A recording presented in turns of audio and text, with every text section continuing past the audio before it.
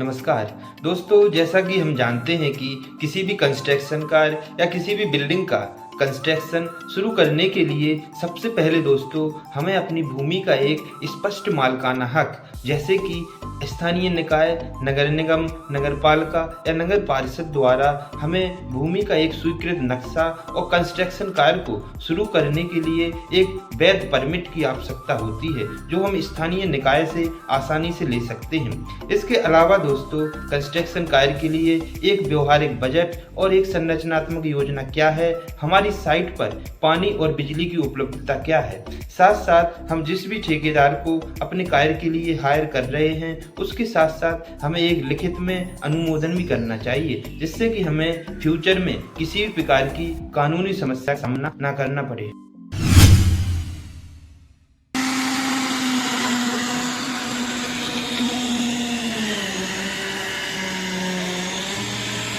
तो दोस्तों अब हम जानते हैं कि हम अपने कंस्ट्रक्शन कार्य को शुरू करने से पहले हमें कौन कौन सी आवश्यकताओं की पूर्ति करना है और क्यों करना है, हमारे लिए क्यों जरूरी होता है। चलिए जानते हैं। फर्स्ट पॉइंट आता है हमारा क्लाइंट रिक्वायरमेंट।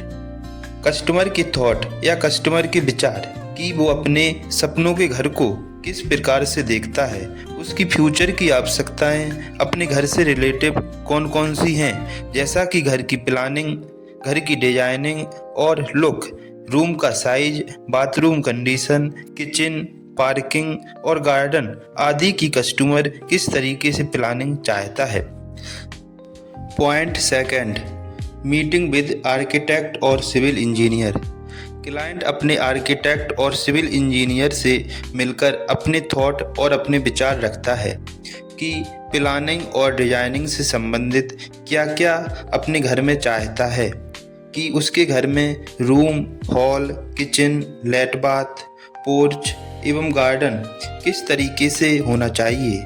ये सारा कॉन्सेप्ट आर्किटेक्ट और इंजीनियर के पास रखता है, जिसके अनुसार आर्किटेक्ट और सिविल इंजीनियर प्रपोजल तैयार करते हैं, जिसमें संपूर्ण प्लान एवं व्यू को दिखाया जाता है कि आपका घर बनने के बाद कैसा दिखेगा। पॉइंट 3, आर्किटेक्ट और इंजीनियर द्वारा सबमिशन ड्राइंग प्रोवाइड की जाती है। इसमें बिल्डिंग का location plan, site plan, floor plan, one sectional view, elevation के अलावा रेन वाटर हार्वेस्टिंग की डिटेल, सेप्टिक टैंक की सेक्शनल और एलिवेशन डिटेल, इसके अलावा स्टेटमेंट जिसमें सभी प्रकार की कॉलम, बीम, स्लैब आदि की साइज के बारे में डिटेल से जानकारी दी हुई होती है। Point 4, approval process. Approval process के लिए आर्किटेक्ट और इंजीनियर द्वारा उपलब्ध ड्राइंग नगर पारिषद, नगर पालिका या नगर निगम आदि जगह सबमिट कर अप्रूवल लिया जाता है। जब गवर्नमेंट अथॉरिटी जांच करके उपलब्ध ड्राइंग गवर्नमेंट रूल्स और रेगुलेशन के हिसाब से होती है तो इसको मान्यता दे दी जाती है। पॉइंट 5, आर्किटेक्ट और सिविल इंजीनियर रैबिट और गूगल स्केचअप जैसे सॉफ्टवेयर का उपयोग करके बिल्डिंग का 3D मॉडल तैयार करते हैं, जिसमें दिखाया जाता है कि आपका मकान कंप्लीट हो जाने के बाद कैसा दिखेगा। पॉइंट 6, हमारे आर्किटेक्ट और इंजीनियर द्वारा जो भी वर्किंग ड्राइंग प्रोवाइड की जाती है, इसमें सभी प्रकार की डिटेल्स जैसे कि excavation detail, ground beam, plinth beam, footing आदि की डिटेल, स्लैब की डिटेल, हमारी मैसनरी वर्क की detail, sectional and elevation view, staircase आदि सभी प्रकार की डिटेल ड्राइंग प्रोवाइड की जाती है। पॉइंट 6, जैसा कि स्टैंड प्रो, ई टैप्स जैसे सॉफ्टवेयर का उपयोग करके इंजीनियर पता लगाते हैं कि हमारे बिल्डिंग मेंबर पर कितना लोड आएगा, जिसका सटीक एनालिसिस करने के बाद इंजीनियर्स बिल्डिंग में फुटिंग, कॉलम, बीम, स्लैब आदि स्ट्रक्चर आदि आरसीसी मेंबर को डिजाइन करते हैं। हमारा 8वां पॉइंट आता है एस्टिमेशन एंड कॉस्टिंग। अपने प्रोजेक्ट की कंप्लीट डिजाइन और कंप्लीट ड्राइंग होने के बाद आकलन किया जाता है कि संपूर्ण प्रोजेक्ट को पूर्ण करने में कितनी लागत की आवश्यकता पड़ेगी, जिसका पता हम डिटेल एस्टीमेट बनाकर कर सकते हैं। दोस्तों, हमारा आखिरी और 9वां पॉइंट आता है साइट एग्जीक्यूशन।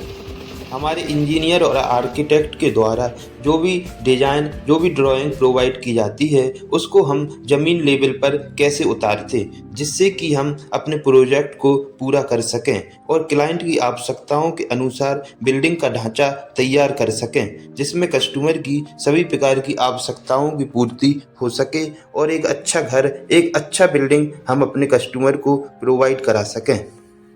तो दोस्तों, हमने वीडियो में जिन जिन बिंदुओं पर, जिन जिन पहलुओं पर चर्चा की है कि क्लाइंट की क्या क्या आवश्यकताएं होती हैं, कौन कौन सी ज़रूरतें होती हैं और क्लाइंट अपनी आवश्यकता के अनुसार अपनी ज़रूरतों को अपने इंजीनियर और आर्किटेक्ट के सामने किस प्रकार से रखता है, जिससे कि आर्किटेक्ट और इंजीनियर इन सभी चीज़ों को समझकर एक अच्छा नक्शा, एक अच्छी ड्राइंग तैयार कर सके। इसमें 2D एवं 3D में दो नक्शा हमारे क्लाइंट और हमारे कस्टमर को दिए जाते हैं। 3D व्यू के द्वारा हमारे क्लाइंट को समझाया जाता है कि घर का कंस्ट्रक्शन कंप्लीट होने के बाद हमारे घर का अंदर एवं बाहर का लुक किस तरीके से दिखेगा। नक्शा कंप्लीट होने के बाद इस सभी चीज़ों को ग्राउंड लेवल पर यानी ज़मीनी लेवल पर उतारकर मकान को या बिल्डिंग को कंप्लीट किया जाता है। अगर दोस्तों आप हमारे चैनल पर नए हैं तो वीडियो को लाइक, चैनल को सब्सक्राइब एवं अपने दोस्तों में शेयर जरूर करें। धन्यवाद।